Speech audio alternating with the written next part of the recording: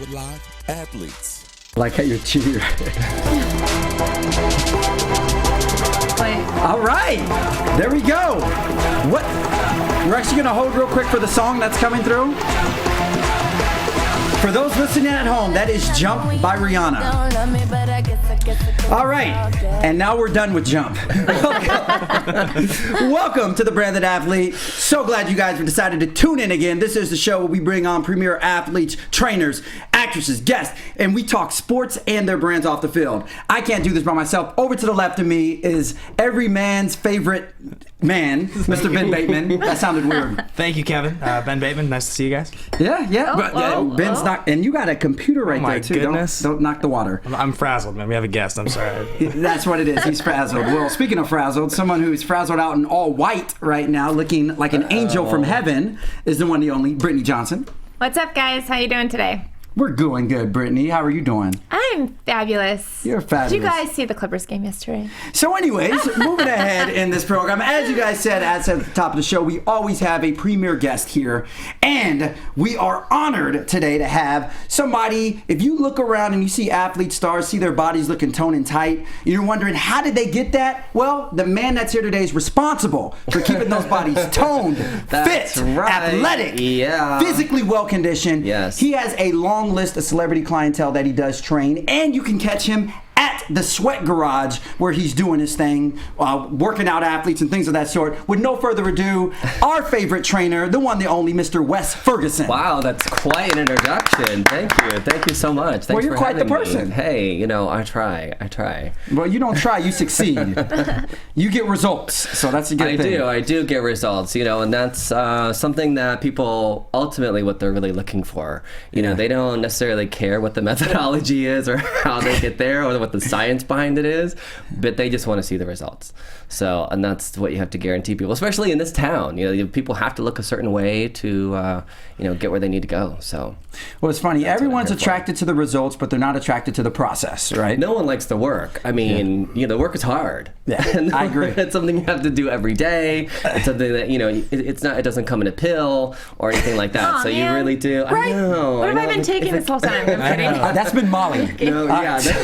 But people in Speaking of- LA try to sell that pill thing all the time. Right? Yeah. They're always, this is the easiest way. This is the way to do it. It's going to take you 2 minutes. It never does work. Supplements are an unregulated market, so you can pretty much, put sawdust in a pill and tell someone it's going to help them out, and maybe anecdotally it does, because with all that sawdust in their stomach, they're not eating as much of anything else. That's true. Or it could be the placebo effect. Yeah, it could be the placebo effect, but there are really the way to do it is just the hard work, but it kind of drives you, because when you're kind of like the athletes that we enjoy watching. These are people who like to take their body to that next level, and you find that a lot out here in LA. You have these studios like Sweat Garage where it becomes addictive. Not only do you want to be able to survive the workout, but then you kind of start looking at your neighbor on the treadmill going, oh, they're running at a 10, but I'm only at a 9. I better pick this up, right? So, and then you're trying to kind of keep up more, and it becomes competitive in a good way, but also competitive with yourself, and you're really learning what your body can do, and when you see that kind of light click on with people, they're like, oh yeah, I can push myself to this next level. It really becomes something else at that point. I like that. Well, we'll get back to that in a second. And speaking of next level, we're going to take this show to a next level with one of our first segments that our lovely all-white angel is going to announce for us. Brittany, what you got for today? Well, you guys know I love my random thoughts, and the NFL draft started yesterday with the first round. So my random fact of the day is going to be, did you guys know that, I know you guys like to talk about my Dallas Cowboys all the time, but Jerry Jones is the number one active GM that's had his draftees go to the Pro Bowl. So you're saying he has more draftees that have gone to the Pro Bowl than any other team? Than any other active GM. And I know you guys might want to say, like, oh, well, it's because back in the early 90s we had the Emmitt Smith and the Michael Irvin and all those people. But his percentage actually has risen in the last 10 years. And we went from...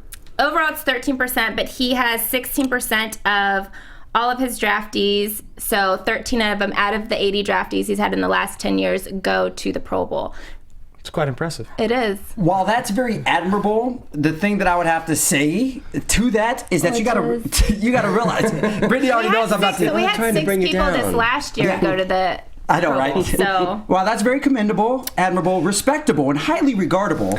I think that it's not pretty much what it's set out to say. Reason being, if you have more players playing in a Pro Bowl, guess what? That means they're not playing in the Super Bowl. This is true. And if you're having more and more players, but it also means that he is making good draft decisions. I know previous to the show starting today, Kevin wanted to mention that the Cowboys had read the headline. Read the headline. The Cowboys had a miss in their Pro Bowl selection yesterday with Byron Jones. I think it was a good choice. We need a secondary. He was probably top 3 cornerbacks that I think could have been taken out of the draft, and we need a corner. So Byron Jones, I think, is a freakish athlete. I think he's going to be good.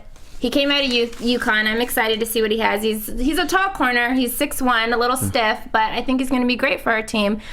And, Jerry Jones has the highest percentage of drafting Pro Bowl type players. Mm-hmm. And they have the same last name, so that's positive too. Yeah. Let me ask you a question. Wes, if you're a general manager, would you draft players for Pro Bowl or draft players for a Super Bowl? Which one? I mean, I think the Super Bowl is. I think so too. I think so too. Thank you, Wes. So I know I'm on this side of the table. I should be supporting this side of the table against that. But yeah, I mean, I think that's the one you probably aim. If you want to aim high. Yeah, absolutely, but not, Brittany, I love you. I just had to. Ben, you just had to throw some shade. I think the first day of the draft, unfortunately, was a little bit shock. It was a little boring for the most part. Not like a lot of exciting stuff happened. Right. The Byron Jones pick actually is one of the more exciting picks because obviously he set a bunch of records at the combine, which is pretty cool to see. Somebody who can stand still and jump 12 feet and 3 inches without moving the rest of their body is pretty bananas. That's only 6'1", mind you. Yeah. Yeah, I mean, 45. Oh, he's very athletic. Yes. I agree. That's like the understatement of the year. He's like one of the most athletic people that's ever gone to the combine.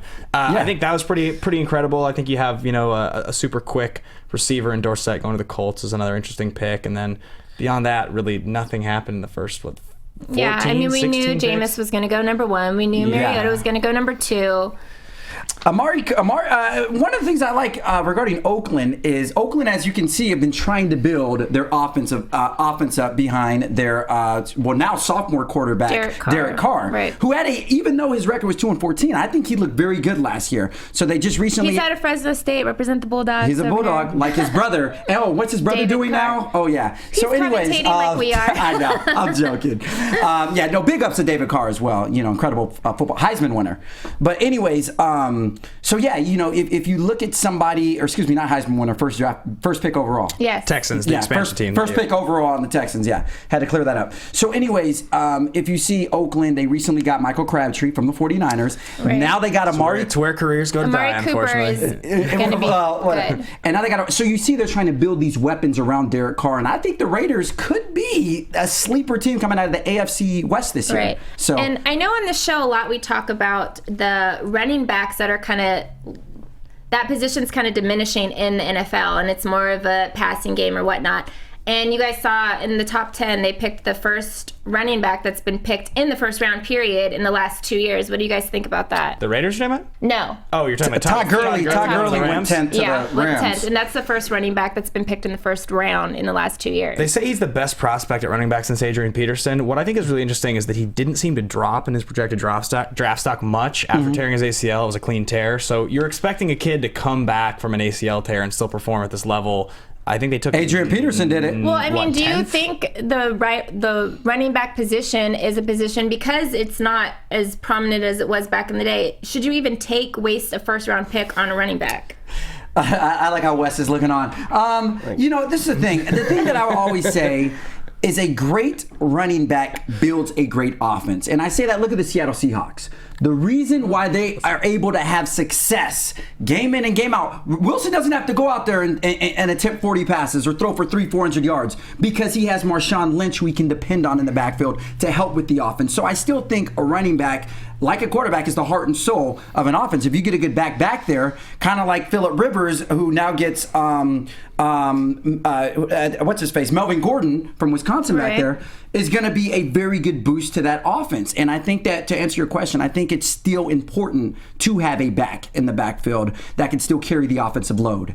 I don't think anybody would have picked him in the first round, so I think they could have used somebody else and got him in the second round just as easily. He was mocked between 10 and 14. He was going to go. Nobody's going to let that guy drop past the 14th pick. I do think that it's interesting that they took Trey Mason last year, and they already have Zach Stacy and Benny Cunningham on the roster. So with a fourth guy now, you're talking about. And he's the highest upside prospect of all the guys on that roster. Mm-hmm. But Trey Mason really came into his own in the final 6 weeks last year. So I do think that was the most interesting part of the pick. But I think we're kind of dwelling on this. We should. I was going to say we got to move on. But just real quick, who do you think is the biggest person that did not go in the first round that's still up for grabs? He is also a cornerback. I was going to say Lyle Collins because the controversy with his girlfriend. He's a tackle. Yeah. What's his name? I can't think of his name right now, but he plays corner out of... Is he out of Cal? Okay. No. I think he was at LSU. Okay. I don't know the name. I can't think of his name right now, but he was still... the draft is actually going on right now, so he might have got picked up in the second round here, but...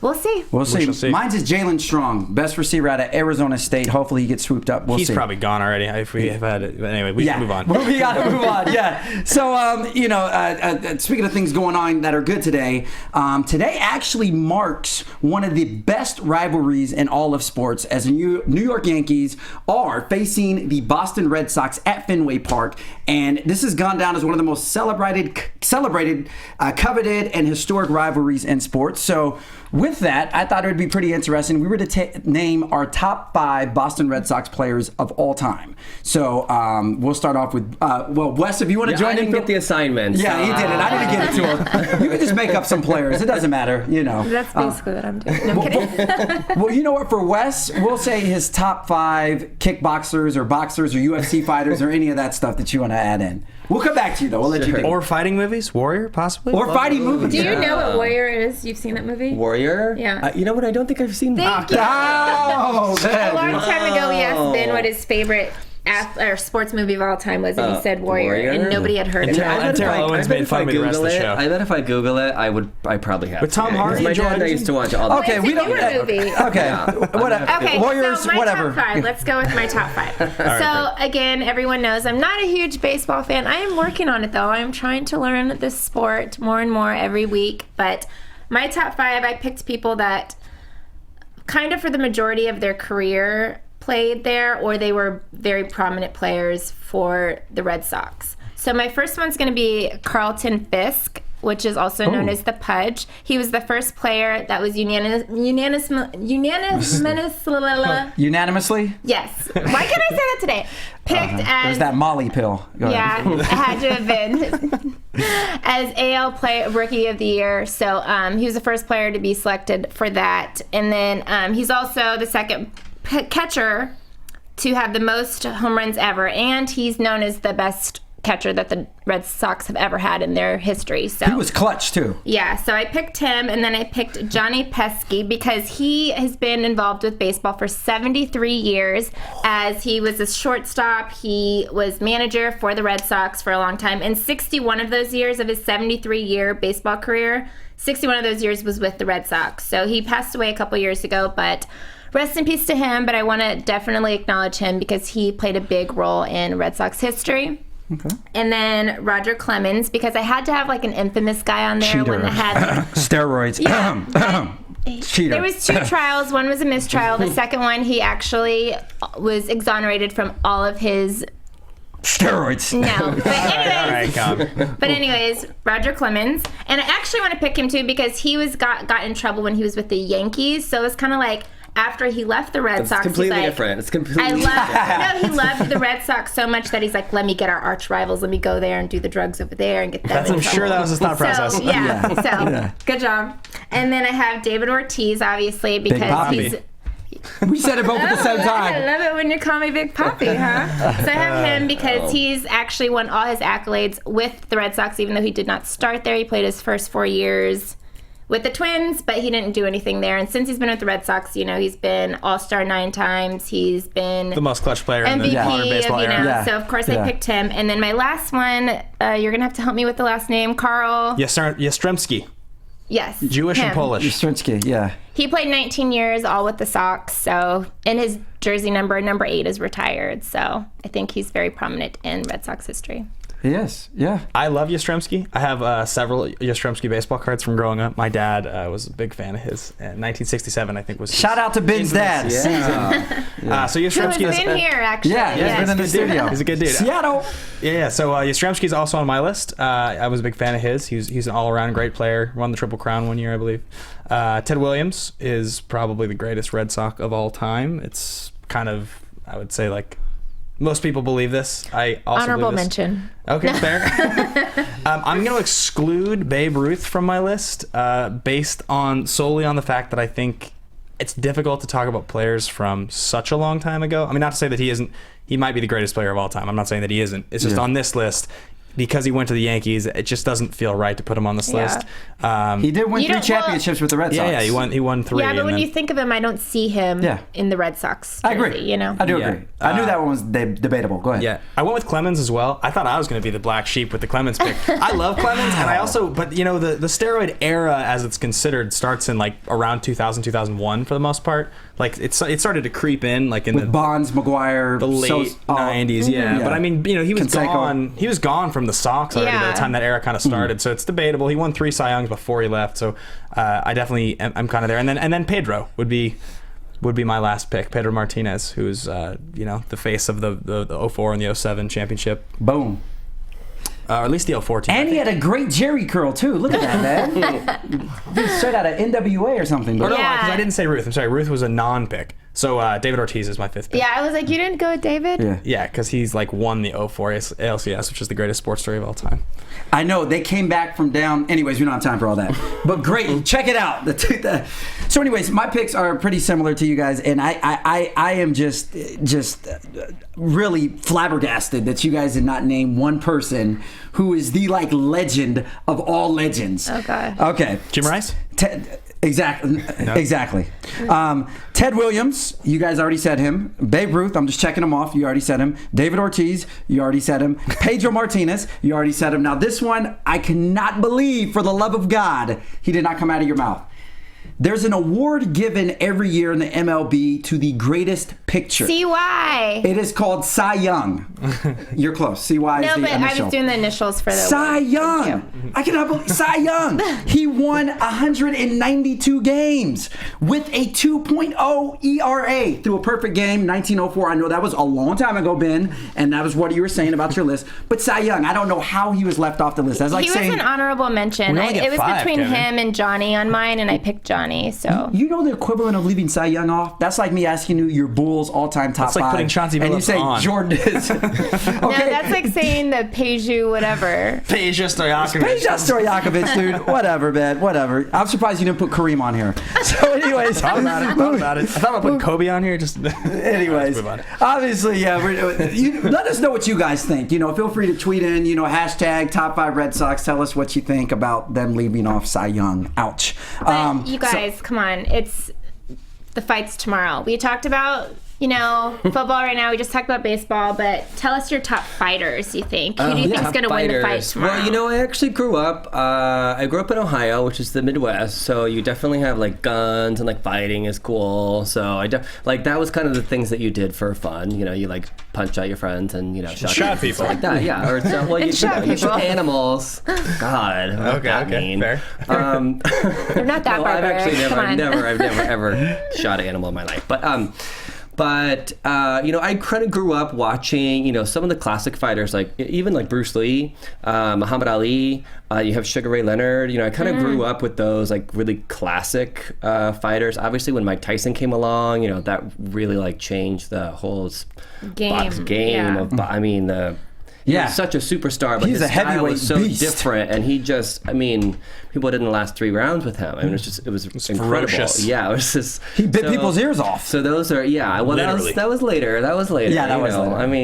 But yeah, so that's kind of the fighters that whose styles like I grew up with, and that I know, from growing up, with my dad, who was really into martial arts and boxing and things like that. So definitely the more kind of quick, kind of little fighters, just because I was always, even though I was tall as a kid, I was always very light and very limber. Yeah. So you have to learn, as a fighter, you have to learn what works for your body. I mean, it's kind of the same way with working out or with sports. I mean, if you are, really, really short, acrobatic person, you're probably not going to go out for the basketball team. You're probably going to do gymnastics.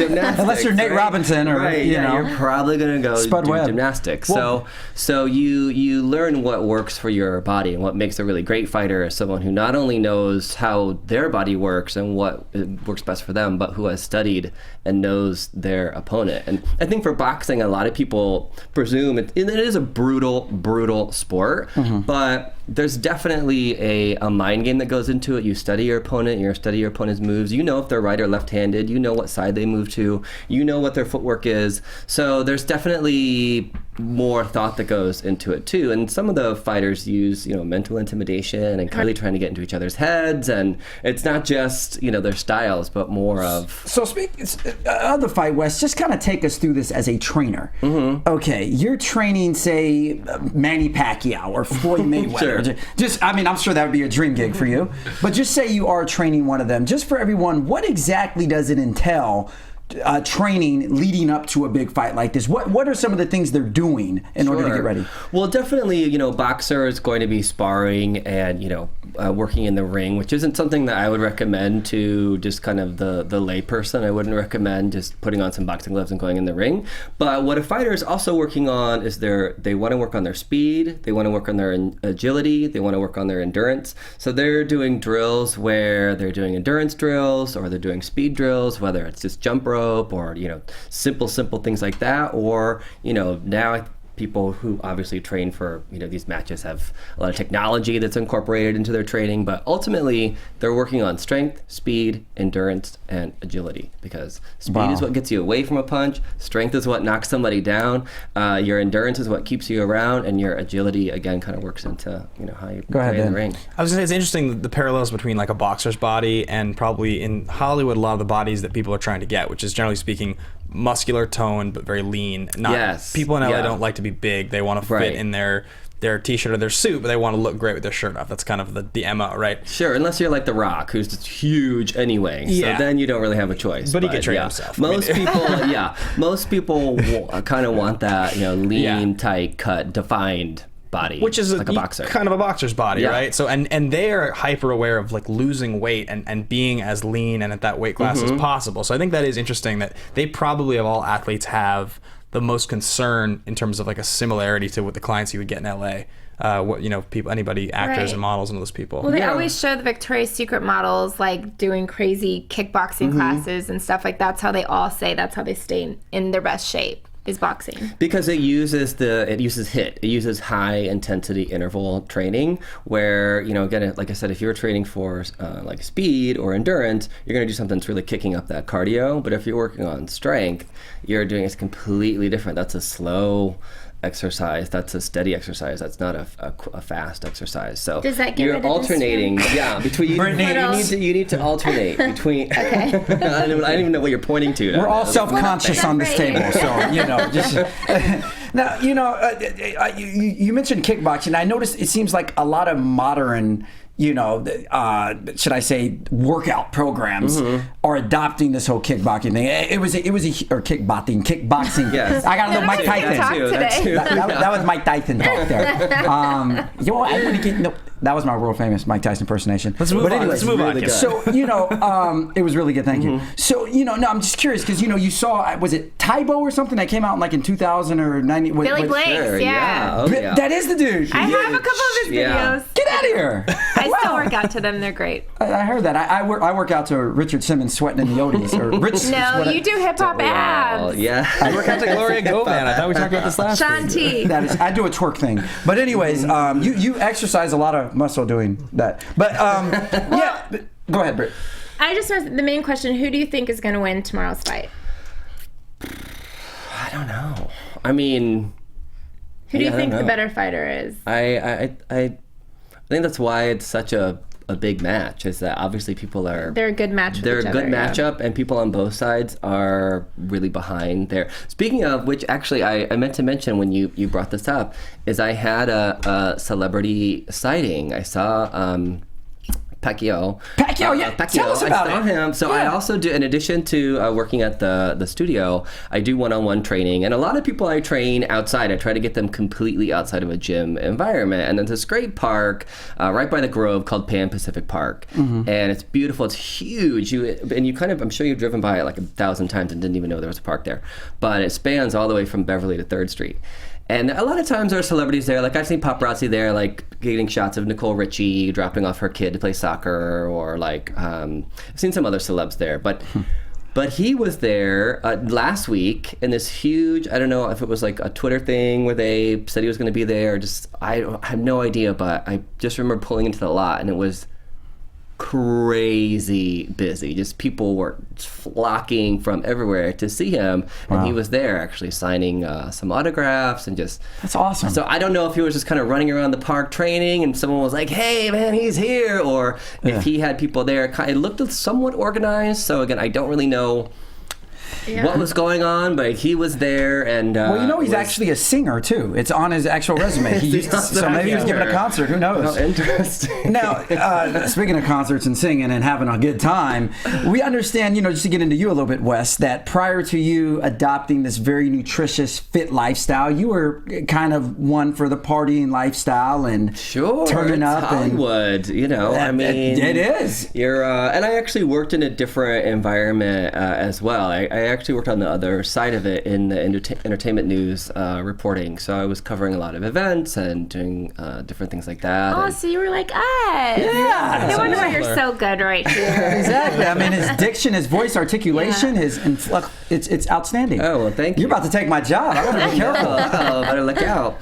No, so yeah, I mean, definitely moving to Hollywood. Like I said, I grew up in Ohio, and moving to Hollywood and being in these events and going to these parties and things like that. It definitely was an easy road to go down, because I think that people out here, whether it's alcohol or really anything else, the attitude out here is pretty relaxed. So I don't think people are. There's not a lot of judgment when very liberal it comes to So so it's kind of easy to go down that road, and you have to be the one to determine what those choices are going to be. It's when those choices get ahead of you and you're not thinking about it. That's where the problem is. So, right before I turned 30, I just kind of evaluated like where I was at in my life and what I really wanted, and started making choices ahead of time. You're proactive. Instead of in the moment. Right. Reactive, like the hangover after 3 of the those. fact. Exactly right. So yeah. Now, that's. Do you believe in moderation, or have you just completely cut alcohol and stuff like that out of your partying, I haven't out of your completely lifestyle? cut out alcohol or pizza or chocolate So just moderation. or Okay. anything completely out of my life. But it's again one of those things where it's about that consistency, and really if you're more on than off, I think that ultimately you're still moving towards that goal. Right. So, and I think too, if you really try to live a life of complete restraint, like if I couldn't have a slice of pizza and a beer every now and then, that's when people why be like alive? binge I mean, and that's go why crazy, right? why live? So I think that's that's exactly why people binge, because they're trying to repress themselves so much that they Right. just go out of control. Crazy. Do you try to kind of preach that healthy lifestyle along with the actual physical training with your clients? Do you kind of combine the psychology? Or Absolutely. Yeah, I mean, a lot of my personal clients are certainly people who have very active social lives, and they're business people or they're lawyers or they're doctors or whatever. And so the first thing I always challenge them to is to go a month without drinking, which again isn't necessarily I can do bad. that. I mean, that's not necessarily a bad thing. There's one or two drinks a day can be considered healthy, but Oh, a day? Okay. yeah, actually, I know, Okay. surprisingly, then you're fine. You're fine. You're What fine. kind of Good. drink? Can I have a Right. Well, you refill? can have a wine. Wine is probably the best drink to have, but But it's also, when you have alcohol in your system, it's the easiest thing for the body to burn, so it's the only thing that it's burning. So while you have that alcohol in your system, you're not burning fat. So that's why I always challenge my clients to do that first month without alcohol, because it is an immediate buffer to the main goal that they have, which is usually cutting some fat. So that is interesting. I never knew that. Well, what's really interesting about that is, so I've gone through a couple different phases. I moved here originally and I was doing modeling. I'm not really doing it much anymore, but when I was... I used to work for... I know, right? Yeah, like I threw that in there. Model for Armani, but... So I was a spokesperson for Calvin Klein. But I'll bet you that can was relate a month ago. that, like, when you put people through like the process and they go from wanting to get from here to here, and the ultimate goal is to get stuff out of it. That was funny as hell, Brittany. When it comes to cutting that last little bit, it really does come down to things like alcohol, salad dressing. Like, it's the little things, because ultimately most people's bodies, we're not supposed to have like 4% body fat. You know what I mean? You get to like 10, 11, 12%, you look great. But if you really want to be that person that you can see every muscle, which is what a lot of people in the city want to look like, it's those little things. It's those 2 glasses of wine. That's the last thing to go. It's hard. It's hard. But that is, if you're going for perfect form, then yes, that's what it is. But I do also think that training for the mirror is very difficult. It's like training for the scale. Oh, I have to weigh this much. Well, muscle weighs differently than fat. So I think training for the mirror or training for the scale are 2 very, very difficult things. Obviously, like I said, I have certain clients who they have to look a certain way. But I think for the majority of people, myself included, I go through variations. Sometimes I'm shoot ready, and you'll get me, on a fitness shoot or something like that. But sometimes I ain't ready for that fitness shoot. It's like, oh, we want to do it next week. How about next month? Well, we've seen some of your shirtless photos on your website, and seems like you can get fit pretty, or you can flip it around pretty quick if need be. It's all just body paint and lighting. I knew it. Airbrush. I knew it. I could have sworn your 6-pack was written on there. I didn't know that was tattoo or... It's literally a Sharpie that I just, Hey, one trainer I know likes to say it takes two weeks to get in shape, 2 days to get out. You think that's pretty much true? Because you know what? Even if you eat something like at breakfast, like for example, and strawberries are good for you. But this is a great example where people are like, "Oh, I love strawberries and they're so good for me. I'm going to make a huge strawberry smoothie." Strawberries have a lot of carbs, and they can actually bloat you. Brittany this is so hard. I wonder why I look like a beached whale. So it's one of those things where if you're it's not even you're doing the right thing, but too much of it because of those carbohydrates. Just like anything else, moderation. Just like anything else. I think Brittany wants to book you for a private session. Yeah. I know. I'm seeing it right now. Brittany, you look fine. I have my workout clothes in my bag. Actually, we are after this. We should have actually did a workout live on here. I'm going to Vegas We're going to hit some body weight. Some body weight exercises, some cardio. So out of curiosity, what is the significance? They always say when working out, it's a 2-part process. It's eating right and working out right. You got to do both. You got to marriage the both of those. Which one would you say of those is the most important? Well, I think it really depends on your body type. People have a combination of body types. Some people they gain weight easily, or they gain fat easily. Some people lose easily. So it does change for everyone. I mean, sometimes I work out just so I could eat more that day. But it's you gotta burn those calories off. Yeah, you've got to figure out where it lies in for you. But I think it's ultimately you have to be active and keep your body active, not just to look good, but as you mature, you still want to have functional body activity. Yeah. Can you, get in and out of a chair? Can you, go up and down stairs? Those are things we don't think about now when we're like young and gorgeous, but... Exactly. I'm going through that phase right now. He wasn't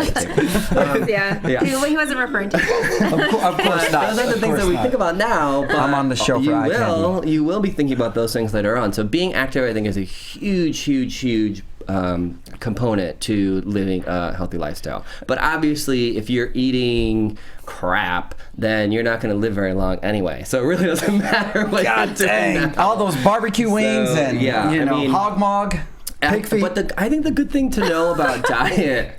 I don't eat pig feet. That just sounds insane. I'm sure. Most things, you can actually make them healthy. So if you like something like, let's say, the other day I just wanted like tuna melt so bad. But even something like that, you just, instead of putting it on white bread that's slathered in butter, you're putting it on wheat bread. And instead of, putting mayo in the tuna, you're making the tuna light. And instead of, you know what I mean? You're just making these little alterations where you're still getting those same flavors. And actually the tuna that I had was way better than like that kind of soggy white bread cheesy thing, because it was like avocado and it was so fresh and it was so good, and it actually was better, like gave me more like satisfaction, and it digests. You actually feel better. Yeah, and I actually was able to digest it. We have to wrap things up real quick, but one of the things we do before we get out of the show is we do something called rapid fire. So if one of us, I guess I'll do it. Yeah, Brittany, you do it. Done it. You got 60 seconds. Oh. We got to. So on your marks. Okay, wait. Get set. Really, Tom. So you have 60 seconds to answer 10 questions. Okay. Okay.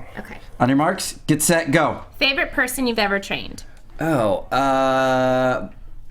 my gosh. I'll just say my boyfriend, because he's great. He does a great job. Perfect. Worst advice you ever received? Listen to your heart. Terrible advice. The heart is deceitful. One place you'd like to travel to? Australia. If you could train any person, living or dead, who would it be? Gosh. I don't know. By the way, you got like 20 seconds left. Yeah, these are hard. They're so easy. I don't know. Madonna. I don't know. If you could cheat your healthy diet for one meal, what food would you eat? Probably fried cheese. Fried cheese. Like cheese sticks? So good. Yeah. One thing about you no one would know. One thing no one would know? Yes. You got like 7 seconds. We're gonna run over. It's okay. It's okay. Yeah, Give you a 20-second I'm bonus. an Aries, but I'm afraid of fire. Last person you text. The last person I text was a client of mine. Best thing about being a personal trainer. The best thing is the freedom to make your own schedule. One thing on your bucket list. Probably to go scuba diving. Favorite song of all time. I would say "Laid" by James. That is a fantastic. Laid by James. Good job. He got through it. Did I really 2 minutes later. Yeah, 2 minutes later, right? I hope you run faster than that. No, I'm kidding. His 40 is probably incredible. Yeah. All right, guys. Well, that was the show. Thank you so much for tuning in. As you know, you can catch us here every Friday, same time, same place. Before we get out of here, I'm Kevin John. You can find me on Instagram and Facebook and Twitter at Hey Kevin John Ben. What's up, guys? Ben Bateman Media, Twitter, Instagram, Periscope. Hit me up. I am Britt Johnson, Instagram, Twitter, and Facebook. Hi, I'm Wes Ferguson. It was great being here. Thanks so much. You can go to my website, wesferguson.com, get my free newsletter. You get a free workout, free recipe every month. I like that free recipe. I'm going to Free take advantage of workout. that. I'm on that one. Wes, Right? no Instagram? I'm on Instagram and Twitter at Westifer and Westifer. Excellent. Westford and the Westford. Perfect. Please make sure that you follow this man, get those tips, get that free recipe. Thank you guys so much for talking. Wes, thank you so much for being here. Thank you so much. We Gonna will get see a you guys. summer ready. Yeah. Exactly. Trying to get that Vegas body. From producers Maria Menounos, Dario Kristen, Tiana Hobson, Kevin Undergaro, and the entire BHL crew, we would like to thank you for supporting Black Hollywood Live, the first online broadcast network dedicated to African American entertainment. For questions and comments, contact us at info@blackhollywoodlive.com. Like us on Facebook, tweet us, or Instagram us at BHL Online. And I'm your BHL announcer, Scipio. Instagram me at Planet Scipio. Thank you for tuning in. Hollywood Redefined. The views expressed here are those of the hosts only and do not necessarily reflect the views of BHL or its owners or principals.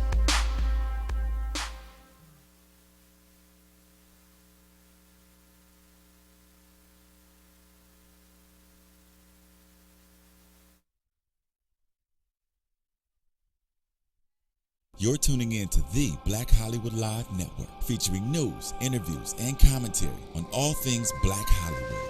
Hollywood Redefined. From Los Angeles, California.